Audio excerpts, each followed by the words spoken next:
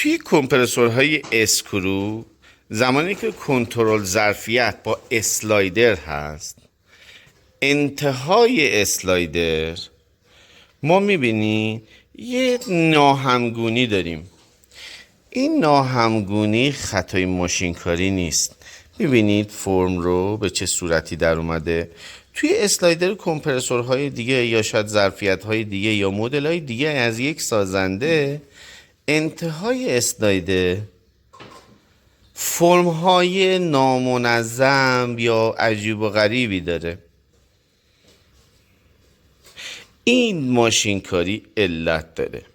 به نظرتون علت این که فرم انتهای اسلایدرها به این شکله به چه دلیلی هست؟ راهنمایی: انتهای اسلایدر برابر با دیسچارج پورت، محل خروج گاز قرار میگیره.